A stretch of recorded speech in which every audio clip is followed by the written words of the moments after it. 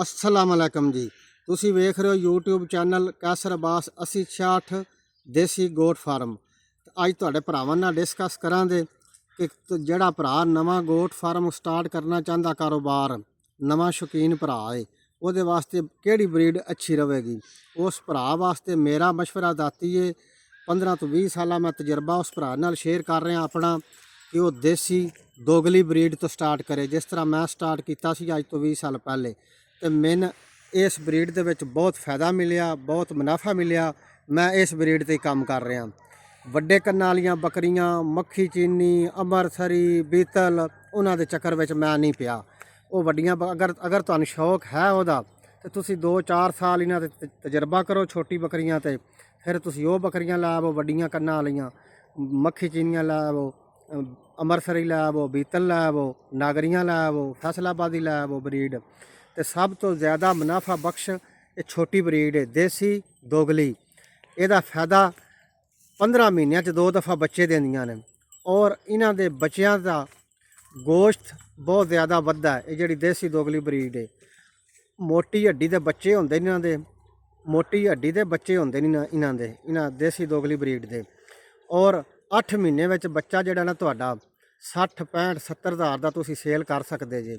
ਇੰਨਾ ਤੇਜ਼ੀ ਨਾਲ ਇਹਨਾਂ ਦੀ ਬਾਡੀ ਤੇ ਗੋਸ਼ਤ ਬਣਦਾ ਦੇਸੀ ਦੋਗਲੀ ਬਰੀਡ ਦਾ। ਇਹਦੇ ਬਹੁਤ ਜ਼ਿਆਦਾ ਫਾਇਦਾ ਨੇ। ਅਗਰ ਕਿਸੇ ਭਰਾ ਵੀ ਮੁਨਾਫਾ ਲੈਣਾ ਗੋਟ ਫਾਰਮਿੰਗ ਦੇ ਵਿੱਚੋਂ, ਦੇਸੀ ਦੋਗਲੀ ਬਰੀਡ ਰੱਖੇ, ਮੇਰਾ ਮਸ਼ਵਰਾ। ਜਿਸ ਪਹਿਲੀ ਦਫਾ ਨਵੇਂ ਸਿਰੋਂ ਇਹ ਕੰਮ ਸਟਾਰਟ ਕਰਨਾ ਦੇਸੀ ਦੋਗਲੀ ਬਰੀਡ ਦਾ, ਵੱਡੀਆਂ ਬੱਕਰੀਆਂ ਦੇ ਚੱਕਰ ਵਿੱਚ ਬਿਲਕੁਲ ਨਾ ਪਵੋ।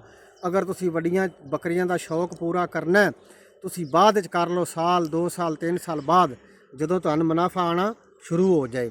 ਅਗਰ ਤੁਸੀਂ 10 ਬੱਕਰੀਆਂ ਤੋਂ ਵੀ ਸਟਾਰਟ ਕਰਦੇ ਹੋ ਨਾ, ਤੇ ਠੀਕ 1.5-2 ਸਾਲ ਬਾਅਦ ਅੱਲਾ ਦੇ ਹੁਕਮ ਨਾਲ ਤੁਸੀਂ 10 ਬੱਕਰੀਆਂ ਤੋਂ ਸਟਾਰਟ ਕਰਦੇ ਹੋ, ਤਾਂ 1.5-2 ਸਾਲ ਬਾਅਦ ਤੁਹਾਨੂੰ ਹਰ ਮਹੀਨੇ 80-90 ਹਜ਼ਾਰ ਲੱਖ ਰੁਪਇਆ ਆਉਣਾ ਸਟਾਰਟ ਹੋ ਜਾਂਦਾ। ਬਸ਼ਰਤੇ ਕਿ 10 ਬੱਕਰੀਆਂ ਇੱਕ ਬਰੀਡਰ, ਇਹ ਤੁਸੀਂ 1.5-2 ਸਾਲ ਇੰਤਜ਼ਾਰ ਕਰਨਾ, ਮਿਹਨਤ ਕਰਨੀ ਹੈ। ਤੇ ਇਹਨਾਂ ਛੋਟੀ ਬਰੀਡ ਦਾ ਇੱਕ ਹੋਰ, ਦੇਸੀ ਦੋਗਲੀ ਬਰੀਡ ਦਾ ਇੱਕ ਹੋਰ ਤੁਹਾਨੂੰ ਫਾਇਦਾ ਦੱਸਾਂ, ਇਹਨਾਂ ਦਾ ਖਰਚਾ ਬਿਲਕੁਲ ਘੱਟ ਹੈ। ਅਗਰ ਚਰਾਈ 'ਤੇ ਰੱਖੋ ਫਿਰ ਵੀ ਇਹ ਖੁਸ਼, ਸ਼ਾਮ ਨੂੰ ਪੇਟ ਭਰ ਲੈਂਦੀਆਂ ਨੇ, ਤੇ ਸਵੇਰ ਸ਼ਾਮ ਥੋੜ੍ਹਾ ਬਹੁਤ ਵੀ ਵੰਡਾ ਇਹਨਾਂ ਨੂੰ ਦਿੰਦੇ ਰਹੋ, ਤੇ ਇਹ ਬਹੁਤ ਫਿੱਟ ਰਹਿੰਦੀਆਂ ਨੇ। ਤੀਜਾ ਇਹਨਾਂ ਦਾ ਫਾਇਦਾ, ਇਹ ਜਲਦੀ ਬਿਮਾਰ ਨਹੀਂ ਹੁੰਦੀਆਂ। ਚੌਥਾ ਇਹਨਾਂ ਦਾ ਫਾਇਦਾ ਹੈ ਕਿ ਦੇਸੀ ਚੀਜ਼ਾਂ 'ਤੇ ਬਹੁਤ ਖੁਸ਼ ਔਰ ਫਿੱਟ ਰਹਿੰਦੀਆਂ ਨੇ। ਦੇਸੀ ਚੀਜ਼ਾਂ ਕਿਹੜੀਆਂ ਨੇ? ਅਜਵੈਣ, ਕਲਵੰਜੀ, ਗੁੜ, ਮੇਥਰੇ, ਲਸਣ, ਸਫੈਦ ਜ਼ੀਰਾ, ਕਾਲੀ ਮਿਰਚ, ਲੌਂਗ, ਕਾਫੀ ਚੀਜ਼ਾਂ ਨੇ ਦੇਸੀ ਅਦਰਕ, ਸਬਜ਼ ਮਿਰਚ, ਯਾਨੀ ਕਿ ਦੇਸੀ ਮਸਾਲੇ ਤੇ ਦੇਸੀ ਚੀਜ਼ਾਂ। ਅਗਰ ਇਹਨਾਂ ਨੂੰ ਤੁਸੀਂ ਵਕਫੇ ਨਾਲ ਇਸਤੇਮਾਲ ਕਰਾਉਂਦੇ ਰਹਿੰਦੇ ਹੋ, ਇਹ ਦੇਸੀ ਬਰੀਡ ਦੋਗਲੀ ਦੇ ਵਿੱਚ ਅੱਲਾ ਦੇ ਹੁਕਮ ਨਾਲ ਸਾਲੋ ਸਾਲ ਤੁਹਾਨੂੰ ਡਾਕਟਰ ਦੀ ਜ਼ਰੂਰਤ ਨਹੀਂ ਪੈ ਸਕਦੀ। ਮੇਰੇ ਅਕਾਊਂਟ 'ਤੇ ਕਾਫੀ ਵੀਡੀਓ ਮੌਜੂਦ ਨੇ। ਇਹਨਾਂ ਦੇਸੀ ਦੋਗਲੀ ਬਰੀਡ ਨੂੰ ਕਿਸ ਤਰ੍ਹਾਂ ਅੱਛੇ ਤਰੀਕੇ ਨਾਲ ਰੱਖ ਸਕਦੇ ਹੋ, ਫਿੱਟ ਰੱਖ ਸਕਦੇ ਹੋ, ਇਹਨਾਂ ਦੀ ਫਿਟਨੈਸ ਕਿਸ ਤਰੀਕੇ, ਦੇਸੀ ਤਰੀਕਿਆਂ ਨਾਲ, ਦੇਸੀ ਨੁਸਖੇ ਇਸਤੇਮਾਲ ਕਰਕੇ ਕਿਸ ਤਰ੍ਹਾਂ ਤੁਸੀਂ ਇਹਨਾਂ ਦੀ ਫਿਟਨੈਸ ਰੱਖ ਸਕਦੇ ਹੋ। ਸਭ ਤੋਂ ਆਲਾ ਕੁਆਲਿਟੀ ਦੀ ਇਹ ਬਰੀਡ ਹੈ। ਖਰਚਾ ਬਿਲਕੁਲ ਘੱਟ ਇਹਦਾ, ਬਿਮਾਰ ਬਿਲਕੁਲ ਘੱਟ ਹੁੰਦੀ ਹੈ, ਗਰਮੀ ਸਰਦੀ ਵਿੱਚ ਕਾਮਯਾਬ ਹੈ ਹਰ ਇਲਾਕੇ ਵਿੱਚ ਇਹ ਛੋਟੀ ਬਰੀਡ।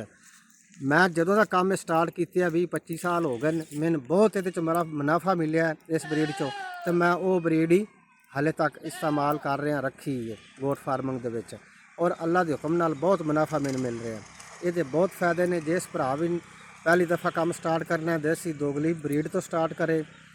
ਅੱਗੇ ਉਹ ਆਪਣਾ ਸ਼ੌਕ ਵਧਾਉਣਾ ਚਾਹਵੇ, ਬੇਸ਼ੱਕ 5 ਲੱਖ ਰੁਪਏ ਦੀ ਬੱਕਰੀ ਤੱਕ ਚਲਾ ਜਾਵੇ। ਆਹਿਸਤਾ ਸਟਾਰਟ ਵਿੱਚ 25-30-35 ਹਜ਼ਾਰ ਵਾਲੀ ਫੰਡਰ ਬੱਕਰੀ ਲਵੋ, ਤੰਦਰੁਸਤ ਬੱਕਰੀ ਲਵੋ। ਫੰਡਰ ਬੱਕਰੀ ਤੰਦਰੁਸਤ, 2 ਦਾਂਤ ਹੋਵੇ, 4 ਦਾਂਤ ਹੋਵੇ, 6 ਦਾਂਤ ਹੋਵੇ, ਤੁਸੀਂ ਬੱਕਰੀ ਖਰੀਦੋ। ਫੰਡਰ ਮੰਡੀ ਤੋਂ ਅਗਰ ਖਰੀਦਣੀ ਹੈ ਤੇ ਤੁਸੀਂ 5 ਬੱਕਰੀਆਂ ਖਰੀਦ ਲਓ, ਇੱਕ ਬਰੀਡਰ, 2 ਬੱਕਰੀਆਂ ਖਰੀਦ ਲਓ, ਇੱਕ ਵਿੱਚ ਬਰੀਡਰ ਅੱਛਾ ਕੱਦ ਕਾਠ ਵਾਲਾ ਖਰੀਦੋ, ਦੇਸੀ ਬਰੀਡਰ। ਅੱਗੋਂ ਤੁਹਾਡੇ ਬੱਚੇ ਅੱਛੇ ਕੱਦ ਕਾਠ ਵਾਲੇ ਬੱਕਰੀਆਂ ਪੈਦਾ ਕਰਨ ਦੀਆਂ, ਔਰ 15 ਮਹੀਨਿਆਂ 'ਚ 2 ਦਫਾ ਬੱਚੇ ਪੈਦਾ ਕਰਦੀਆਂ ਛੋਟੀ ਦੇਸੀ ਦੋਗਲੀ ਬਰੀਡ। ਜਜ਼ਾਕ ਅੱਲਾ।